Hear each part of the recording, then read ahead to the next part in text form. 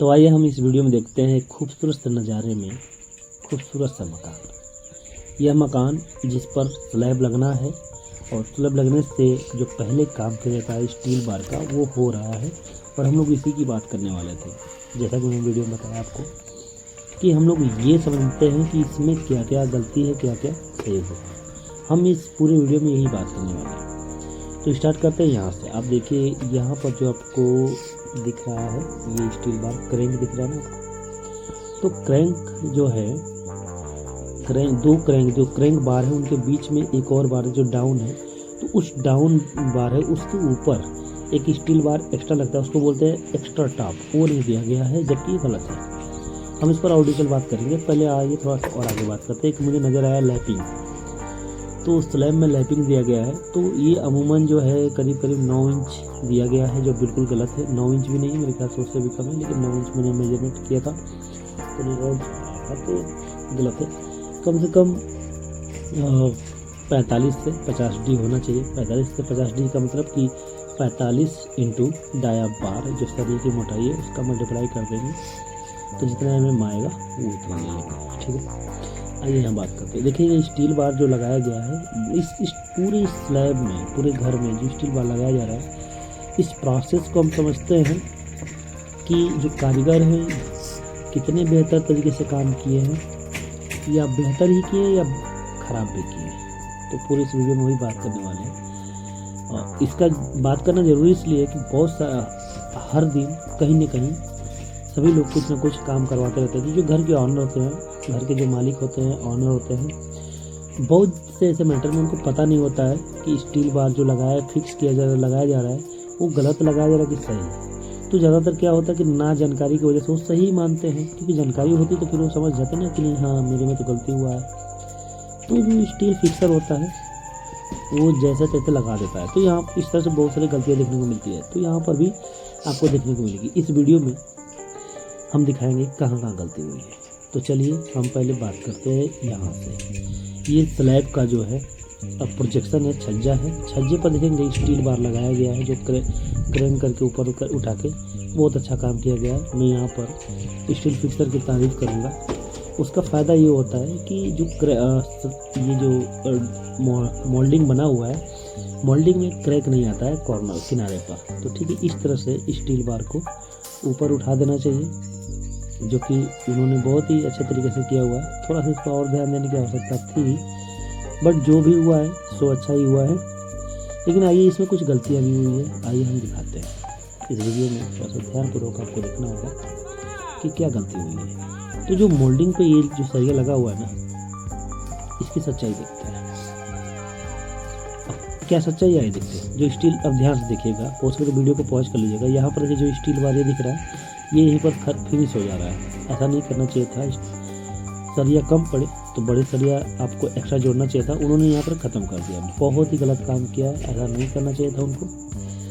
इसको जो बीम है ना यहाँ पर किनारे वाली बीम, इस बीम पर फिनिश करना चाहिए था, यहाँ पर एल मोड़ देना चाहिए था, या कम से कम इस बीम से 1 फुट एक्स्ट्रा बढ़ा लेना चाहिए था, लेकिन उन्होंने नहीं किया है तो गलत है। यहाँ पर देखिए ये वाला स्टील है, उन्होंने पूरा क्रैंक तक इसको ऐड किया हुआ है। तो अनजाने में ही सही, उन्होंने अनजाने में लगाया, मैं समझ चुका हूँ इस बात को, बट उन्होंने अच्छा काम किया, वो ऐसा ही करना चाहिए था।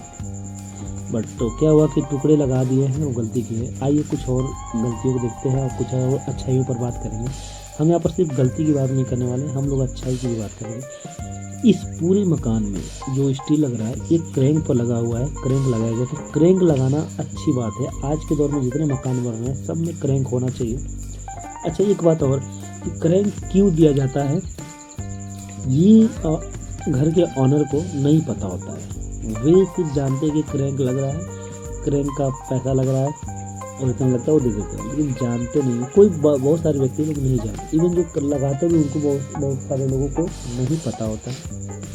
तो आइए हम लोग समझते हैं कि क्रैंक क्यों लगाते हैं। ठीक है, क्रैंक अगर मैं शॉर्ट में बोलूँ, मैं कभी डिटेल में इस बारे में बात करूँगा, लेकिन यहाँ पर मैं शॉर्ट में बोलना चाहूँगा। क्रैंक जो है, क्रैंक बार इसलिए लगाया जाता है ताकि छतों में आप देखेंगे ऊपर जो दरार फट जाती है या हेयर लाइन क्रैक आते हैं उसको कंट्रोल करने के लिए क्रैंक दिया जाता है, ठीक है। मुख्य रूप से अगर मैं सामान्य शब्दों में बात करें तो क्रैंक देने का दूसरा ज़रूरी इसलिए होता है कि जहाँ पर बीम दूर दूर पर है या लॉन्ग स्पान है, डबल 2 कॉलम के बीच में ज़्यादा स्पान होता है, तो वहाँ पर क्या होता है कि एक पॉइंट लोड ज़्यादा बढ़ जाता है सेंटर में। तो पॉइंट लोड के बढ़ने के कारण जो है स्लैब जो है सेंटर से लटकने लग जाती है। ये छोटे स्लैब में भी होता है, बट बड़े स्लैब या बड़े स्पान वाले स्लैब में ज़्यादा देखने को मिलता है, जिस वजह से क्रैक डेवलप हो जाते हैं। क्रैक होता है डेवलप होने लग जाता है, हेयर एंड क्रैक।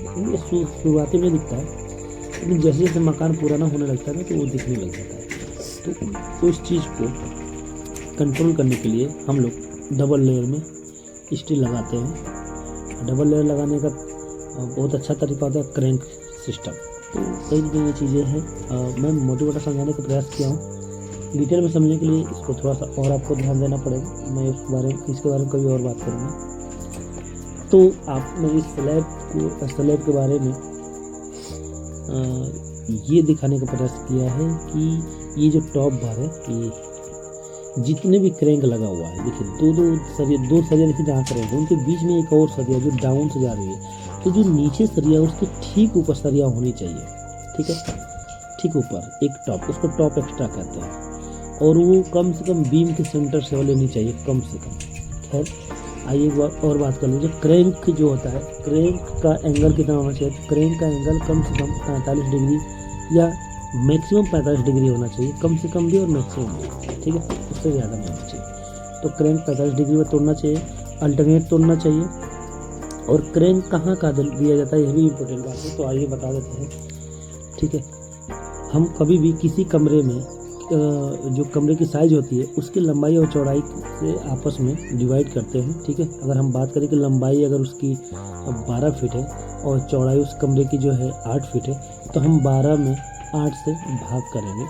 तो भाग करने के बाद जो वैल्यू आएगी, अगर वो 2 या 2 से कम है तब हम डबल वे में क्रैंक देंगे, या 2 से ज़्यादा आ गई तो सिंगल वे में क्रैंक देंगे, ठीक है। सिंगल वे का सेंस हुआ कि एक पर्टिकुलर डायमेंशन की तरफ, जैसे लंबाई है ज़्यादा है तो उस लंबाई के समांतर ही क्रैंक देंगे, ठीक है। तो ये जो स्टील लगाने का तरीका उन्होंने यहाँ पर दिया है, ये बिल्कुल घटिया है, ऐसा नहीं देना चाहिए, वो गलती है। उन्होंने ये जो है प्रोजेक्शन है, मोल्डिंग है, छज्जा है, उन्होंने उस पर स्टील बार चढ़ा के दिया है। उन्होंने बहुत अच्छा काम किया है, इस पर तारीफ की जा सकती है, बट उन्होंने क्या किया, टुकड़े स्टील यूज कर दिए हैं, ये तारीफ की योग्य नहीं है, ठीक है। दूसरी बात, गलतियां अगर मैं कहूँ तो इसमें काफ़ी कुछ गलती है, बहुत ज़्यादा गलती है। मैं थोड़ी सी बात नहीं करूँगा, बहुत ज़्यादा गलती है। जो स्टील फिक्स करें उनके थ्रू किया गया गलती है। तो हर ऑनर को चेक करना चाहिए, मौके पर एक इंजीनियर को, आर्किटेक्ट को या सुपरवाइज़र को, या जो बेस्ट इस बारे में जानकारी रखते हैं, ये टेक्निकल पर्सन्स को बुलाकर चेक करवाना चाहिए, ठीक है। पर घर के ऑनर क्या सोचते हैं कि इंजीनियर या कोई ऐसा व्यक्ति जो इस चीज़ की जानकारी रखता है, अगर वो आएगा तो ज़्यादा चार्ज करेगा, बहुत पैसे ले लेगा। ऐसा नहीं होता है।